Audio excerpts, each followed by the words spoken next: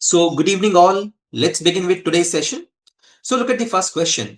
With reference to Oman, consider the following countries: Saudi Arabia, UAE, Yemen, and Iran. Which of the above share a land border with Oman? Right? So, Oman doesn't share any land border with Iran. So, Iran is ruled out. तो जहां पे भी four है उसको eliminate कर लीजिए. C and D both are eliminated here. The correct answer would be 1, 2, and 3. Means B for Bombay would be the correct answer. So Oman forms its land border with Saudi Arabia, with UAE, and with Yemen. Right? Why we framed this question? Because recently Prime Minister Modi paid a state visit to Oman. Right? Look at the explanation part. Oman shares a land border with three countries you can see here in the map. So this is UAE, then you have Saudi Arabia, and then Yemen. And Oman forms a huge coastal area with the Arabic Sea and with the Gulf of Oman, right? With the capital Muscat. Chaliye, now let's move on to the next question. Consider the following statements with reference to the dark energy. Dark energy consists of more than 90% of the universe. That's not correct. It consists around 68 to 78% energy of the entire universe, right? So the first statement is incorrect here. Look at the second statement. Dark energy has been hypothesized as a repulsive force or anti-gravity. This is absolutely correct. Question is, which of the statements given above is oblique are correct? So correct answer would be B for Bombay, right? So now let's move on to the explanation part. You can see here, dark energy constitutes about 68 to 70% of the universe, not more than 90%, right? So somewhere around 68 to 70 percentage. Chaliye, now let's move on to the next question. With reference to the gamma rays, consider the following statements. First statement says, the gamma rays have the shortest wavelength and the highest frequency in the electromagnetic spectrum. Absolutely correct. Second statement says, gamma rays are emitted during the radioactive decay of the atomic nuclei. This is also correct. Gamma rays carry an electric charge which gives them high penetrating power. This statement is incorrect. See, ये जो penetration है, high penetrating power, it is not because of the electric charge. It is because of the high frequency or high energy. Clear? So correct answer क्या होगा? 1 and 2. Question क्या पूछा है? Which of these statements given above is oblique are correct? So correct answer would be 1 and 2 because the third one is the ruled out. Clear? Third statement is ruled out here. So now let's move on to the explanation part. So gamma rays lie at the extreme high energy end of the EM spectrum, electromagnetic spectrum. They are produced during the gamma decay in the nuclear transition. Third statement is gamma rays are uncharged. Their penetrating power is due to their high energy and not the electric charge, as I have explained. Clear? So this one is correct. I hope you guys understood. Clear. तो ये जो explanation है, this explanation is correct. बाकी third statement जो है that is wrong. Correct answer क्या होगा? Correct answer would be a for Ahmedabad 1 and 2. Now let's move on to the next question. So look at the next question. With reference to Venezuela, consider the following statements. The first statement says, Venezuela's economy is heavily dependent on the crude oil exports. Absolutely correct. See, it has got the 18% of the world's proven oil reserves. कितना? 18%. So 18% of the proven oil reserves and its economy is heavily dependent on the export of the crude oil. So the first statement is absolutely correct. Look at the second statement. Venezuela shares land border with Colombia, Brazil, and with Guyana. Again correct. Third statement says, Venezuela is the member of the GCC, Gulf Cooperation Council. The answer is, this statement is incorrect here. Why? Because Venezuela is situated in the Southern American continent, not in the Gulf region, right?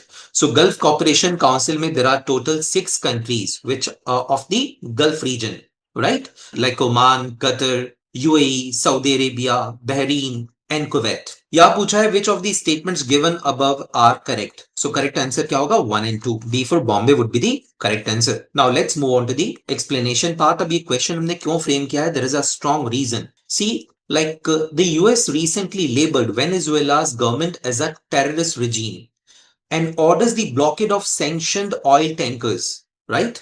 तो यहाँ पे Donald Trump जो है उन्होंने somewhere tensions को escalate किया है, blockade किया है यहाँ पे वेनेजुएला के जो टैंकर्स हैं उनका। तो वेनेजुएला बाउंड टैंकर्स हैं, चाहे वो लाइक ऑन गोइंग टैंकर्स हैं, इनकमिंग टैंकर्स या फिर आउटगोइंग टैंकर्स, तो इन सभी सैंक्शन टैंकर्स को यहाँ पे ब्लॉकेट करेगा यूएस। तो टेंशंस कहीं ना कहीं हाइटेंड हो गए between both the countries, US and Venezuela, right? Now let's move on to the next question. With reference to fentanyl, consider the following statements. Statement number one says, fentanyl is a fully synthetic opioid, approximately 100 times more potent than morphine. Absolutely correct. See, fentanyl is in news recently और fentanyl को लेकर के Donald Trump जो है वो काफी ज्यादा critic है राइट इस समय। सो fentanyl को लेकर के उन्होंने मल्टीपल स्टेटमेंट्स दिए हैं और यहां से एग्जामिनर क्वेश्चन फ्रेम कर सकता है। So look at the second statement. Fentanyl has no legitimate medical use and is only used as an illegal street drug. See, जब भी इस तरह के स्टेटमेंट्स आते हैं, इस तरह के कीवर्ड्स आते हैं, absolute extremist statements, you have to be attentive. C, it is used for both medical and for the illegitimate purpose. तो लेजिटिमेट पर्पस और इलेजिटिमेट पर्पस दोनों के लिए इस्तेमाल होता है। मेडिकल पर्पसेस के लिए भी होता है और इलीगल ड्रग ट्रेड में भी यूज होता है, राइट? उसके कंजप्शन के लिए। So statement number second is incorrect. Third number statement says fentanyl acts on central nervous system to relieve pain. It works like an analgesic. So the third statement is correct here. Question is, which of the statements given above are correct? Correct answer would be A for Ahmedabad. 1 and 3 are correct. Here. Now let's move on to the explanation part. So look at the explanation part. Statement number 1 says fentanyl is synthetic and extremely potent. Absolutely correct. Fentanyl has legitimate medical uses, treating severe chronic pain and anesthesia, right? And it acts on the CNS, central nervous system. It is approximately 100% more potent than morphine and 50 times more potent than heroin. Clear? याद रखिएगा. Now let's move on to the next question. Question number 6. Consider the following statements regarding India's indigenously developed microprocessor Dhruv 64. Statement number 1 says it is a 64-bit dual core processor running at 1 gigahertz. Absolutely correct. Second statement says it uses superscalar execution and supports out of order instruction processing. Again correct. The third statement says it is developed under the microprocessor development program by the DRDO. No, not by the DRDO, but by the Center for the Development of Advanced Computing. तो CDAC ने इसको establish किया है, ना कि DRDO ने। So microprocessor development program किसके अंदर चलता है? ये चलता है Center for the Development of Advanced Computing के अंदर, which works under the Ministry of Electronics and Information Technology. Right? So third statement is incorrect here. Question पूछा है which of the statements given is ऑब्लिकार correct, तो जहां पे भी third है उसको एलिमिनेट कर लीजिए। C and D both are eliminated. We are left with A and B. A and B में what is common here? 1 and 2 both are common. Now look at the fourth statement. Its application include 5G infrastructure, IoT devices, automotive services and industrial automation. Absolutely correct. So correct answer होगा B for Bombay. That would be 1, 2 and 4. So now let's move on to the explanation part. So you can see here it is developed by CDEC under the microprocessor development program and not by the DRDO, right? चलिए move करते हैं next question की तरफ. So question number 7 says consider the following statements regarding the Narpo Wildlife Sanctuary in Meghalaya. First statement says it is located in the eastern Jayantia Hills of the Jovai and was declared a wildlife sanctuary in 2014. Absolutely correct, right? It is situated on the eastern Jayantia Hills. See, the Meghalaya में you would find three important hills. Garo, Khasi and Jaintia, और इन्हीं तीनों hills के नाम पे वहां पे तीन ट्राइबल ग्रुप्स का भी नाम पड़ा हुआ है, Garo, Khasi and Jaintia. And always remember that Garo, Khasi and Jaintia hills, that's the extension of the Deccan plateau, right? So first statement is absolutely correct. Look at the second statement. The century is bounded by the Lukha river in the north and shares its southwestern border with Assam. Again correct. It is home to species such as hulok gibbon, clouded leopard, sloth bear and barking deer. Again correct. The last statement says limestone mining and cement factories have identified as emerging conservation challenge for the sanctuary. Absolutely correct. इसी वजह से ये sanctuary जो है वो news में है, right? So which of these statements given is oblique are correct? तो correct answer क्या होगा? That would be C for Calcutta. 1, 2, 3 and 4. So all these statements are correct here. Now let's move on to the explanation part. So you can see here, this is the map of Meghalaya. So this is Garo, then Khasi and then Jaintia Hills.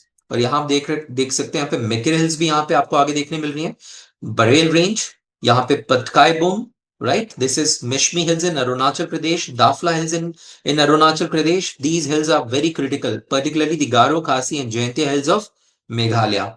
Clear? So ये तीनों hills कहाँ पे situated हैं? Garo, Khasi and Jaintia Hills, that is in the state of Meghalaya, right?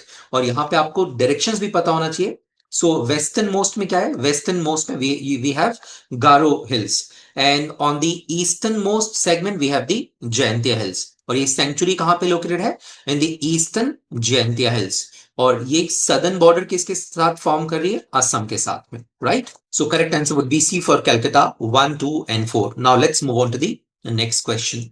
Question number 8, consider the following statements. This is a previous question of UPSC 2018 का question है. So look at the statement number 1. Aadhaar card can be used as a proof of citizenship or domicile. Absolutely incorrect. Supreme Court and various high courts in multiple judgments stated that Aadhaar is not a proof of citizenship. It is simply an identity card, nothing more than that.